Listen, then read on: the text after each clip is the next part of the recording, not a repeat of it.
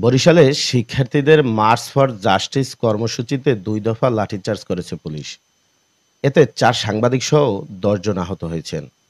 আজ বুধবার দুপুর ১১টার দিকে শহরের দুটি পয়েন্ট সদর রোডের অশ্বিনী কুমার হলের সামনে ও জজ কোর্টের সামনে আন্দোলনকারীদের ওপর লাঠিচার্জ করেছে পুলিশ। এ সময় কমপক্ষে ২০ জন আন্দোলনকারী শিক্ষার্থীকে আটক করেছে পুলিশ। সেই কর্মসূচি পালন করতেছিলাম, এই সময় পুলিশ আমাদের অতর্কিতভাবে নিরস্ত্র শিক্ষার্থীদের উপর মেয়েদের উপর পুলিশ হাত দিয়েছে। আমরা ন্যাক্কারজনক, আমরা এটা নিন্দা জানাই এবং এই রাষ্ট্রের এবং এই পুলিশের আমরা পরিবর্তন চাই।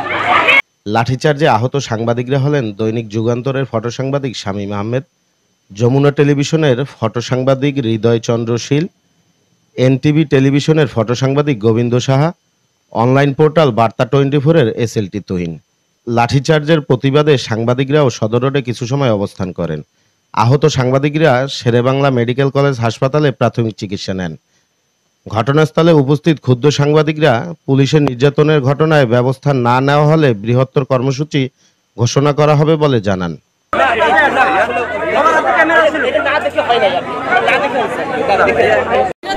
সরকারের ফ্যাসিবাদী আচরণ ছাড়া কিছুই নয় এবং আমরা এর তীব্র নিন্দা জানাচ্ছি এবং আমরা মনে করি আজকে বরিশালে যে হামলা হয়েছে এর প্রতিবাদে ছাত্রদের পাশাপাশি শ্রমিক সহ সাধারণ জনতার রাস্তায় নেমে আসা দরকার। এইরকম স্বৈর শাসনের বিরুদ্ধে মানুষের গণপ্রতিরোধ গড়ে তোলা দরকার। আজকে ছোট ছোট ছাত্ররা তারা রাস্তায় বসে তাদের ৯ দফা দাবি জানিয়েছিল। এইটার মধ্যে কোনো সহিংসতা ছিল না, কোনো সন্ত্রাস ছিল না। তারপরও আমরা দেখলাম যে কিভাবে তাদের উপরে হামলা করা হয়েছে।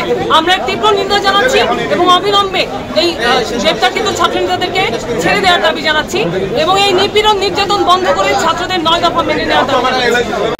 রাস্তা অবরোধ করেছিল এবং এরপর দেখেছেন যে কোর্ট একটি গুরুত্বপূর্ণ স্থাপনা এটা অবরোধ করেছিল।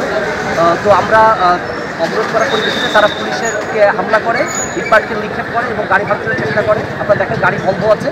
পরবর্তীতে আমরা তাদেরকে আইনগত ব্যবস্থা নিয়ে এখান থেকে উঠিয়ে দিয়েছি।